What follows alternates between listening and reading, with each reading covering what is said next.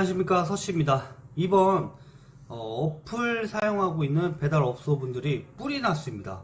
뿔이 나서 왜 그럴까, 나는 배달을 안 하기 때문에 전혀 이해가 할 수가 없어요. 무슨 내용이지, 그리고 배달에 뭐가 문제이기 때문에 청원까지 이루어졌나 알아보려고 합니다. 그래서 많은 댓글로 배달하시는 사장님들 인터뷰 가능하시면 꼭 좀 부탁드리겠고요. 저도 인터뷰를 많이 시도했지만 이렇게 청원을 모집하고 청원을 해달라는 글을 널리 퍼뜨리면서 정작 인터뷰는 안 해주십니다. 왜냐?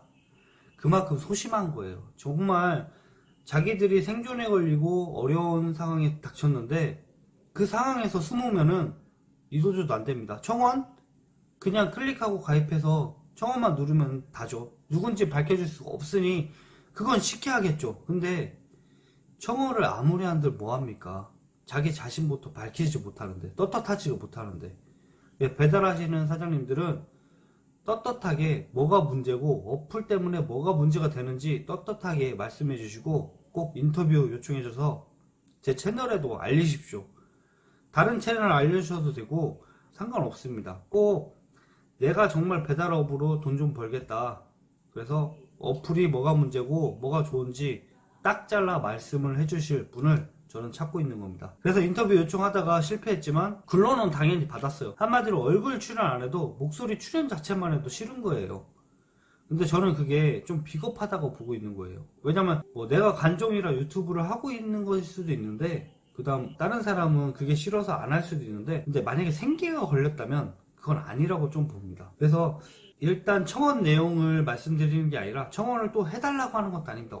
주소 링크도 안 띄울 거예요. 왜냐면 저는 배달업을 하고 있지 않고, 그 다음에 같이 장사해서 도와줘야 되는 건 맞지만 이것도 스스로 이겨내야 되는 방법 중 하나라고 생각하고, 또 찬성하는 분도 있어요. 이번 제도가 바뀌면서 찬성하는 분, 또 반대하는 분들도 있기 때문에 누구 편을 딱 들어서 찬성한다 반대한다를 못하겠어요.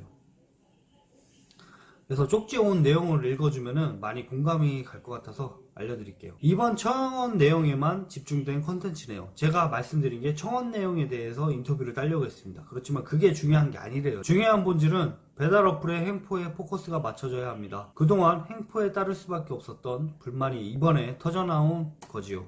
이번 내용 때문에 터진 것은 절대 아니거든요. 결국엔 이번에 제도가 바뀌면서 터진 게 아니라 그 전부터 골마서 이번에 더 터진 겁니다. 첫 번째, 경매 입찰 방식의 슈퍼리스트 도입. 그로 인한 과도한 입찰 경쟁, 매월 낙찰 비용으로 2천만원 쓰는 곳도 봤습니다. 이 얘기는 정말 큰 사람이 직원으로 많고 그 대신 홍보가 돼야지만 판매가 되니까 공장식으로 돌린 거예요, 배달업체를. 그러니까 이 비용이 많이 든 거예요. 광고 비용이. 낙찰을 받아야 되기 때문에. 근데 낙찰을 공개가 아닌 비공식 채택 방식이었습니다. 그래서 얼마를 썼는지 몰라요, 옆에 사장님들이.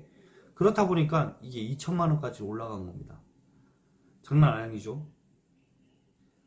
두 번째, 슈퍼리스트에 대한 이슈화. 뉴스 및 기사로 몇 번 나왔고, 이에 대한 대체로 슈퍼리스트를 폐지, 오픈리스트를 도입. 세 번째, 슈퍼리스트 폐지와 동시에 깃발 전쟁 시작. 슈퍼리스트에 몇백 우습게 쓰던 곳들이 깃발을 수십 개 꽂음.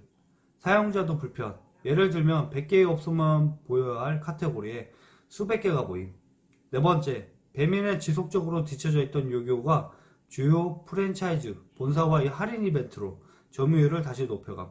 이에 배민도 공격적 할인 행사 시작. 유명 푸차로 주문 쏠림 현상으로 구의 배달업소의 매출 하락. 다섯 번째, 오픈리스트로 기대한 수익이 나오지도 않고 깃발 전쟁에 대한 이슈도 있으니 새로운 수익 모델을 찾았을 것이고, 그 방안이 이번 오픈 서비스라고 보여집니다. 전체적인 흐름이 이렇고요.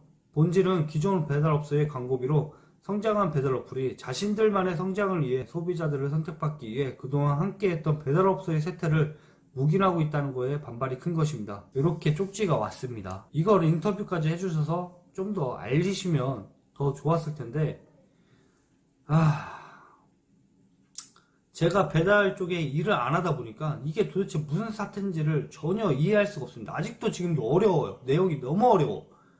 아니, 그냥 일반적인 제가 소비자 입장에서 생각해보면 스스로를 뛰는 건 좋아요. 그래, 뛸 수 있어요. 근데 내가 하나 팔 수 있는 거를 2개 팔고 3개 팔고 광고를 해주니까 그만큼 그 어플로 팔게 해주니까 괜찮은 거 아닌가 이렇게 생각할 수도 있어요. 근데 정작 아니라는 거예요, 그게.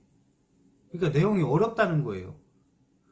정작 배달 어플로 돈 버는 사람도 있고 아닌 사람도 있다는 거예요. 근데 그 잘 버는 사람, 못 버는 사람을 제가 맞춰서 얘기할 수도 없고, 그러니까 어려워요. 그래서 제 댓글에 배달하시는 종사하시는 분들이 댓글을 달아주시고 어떤 사태인지, 그리고 가능하면 저와 인터뷰를 통해서, 저는 정말 배달업체에 일을 안 합니다. 배달도 안 하고요. 그러니까 저처럼 모르는 사람을 설득을 시킬 수 있는 인터뷰가 가능하신 배달 창업 여러분들은 댓글로 꼭 인터뷰 응해 주시고요. 그리고 저도 예전 영상에도 핸드폰에 배민 요교 안 깔려 있다고, 배달 어플로 주문해 본 적도 없다고, 그만큼 배달에 대해서 아무것도 모릅니다.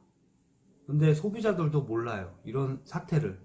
그래서 배달 청원이 중요한 건 맞습니다. 근데 그 청원을 하려면 이해를 시켜야 돼요. 배달 사장님들끼리 뭉쳐봤자 소용없어요. 청원 몇 개나 올라갔을 것 같아요, 글 찬성이. 얼마 안 되는 거를 이해를 시켜서 늘려야지, 그냥 억지로 투표해주세요, 소용없다는 겁니다. 그래서 먼저 반성을 하시고, 인터뷰가 가능하신 분은 빨리 해서 뭐 유튜브든 어디든 알려서 청원이 10만이 돼야 된다며요. 10만. 그러려면 빨리빨리 해야죠. 어느 카페 배달 카페장도 인터뷰 안 해요. 저는 놀라웠어요. 같은 배달업을 하면서 카페장이에요. 몇백 명을 데리고 있는 장인데도 인터뷰 안 합니다. 그냥 청원만 해달라고 해요. 그거 보고 전 깜짝 놀랐습니다. 정말. 나는 배달 장사를 안 하는데도 이렇게 화가 나고 열이 받는데, 같은 배달을 하시는 분들이 그냥 청원하고 끝? 그런 글 몇 개 올리고, 그건 아니라고 저는 보고 있어요. 그래서 배달 창업을 하셔서 배달업을 하시고 인터뷰가 가능하신 사장님들은 댓글에 꼭 남겨주세요. 이 사태를 정말 빨리 좋게 배달 사장님에게 유리하게끔 바뀌었으면 좋겠습니다. 제가 화가 나네요. 오늘은 여기까지 하겠습니다.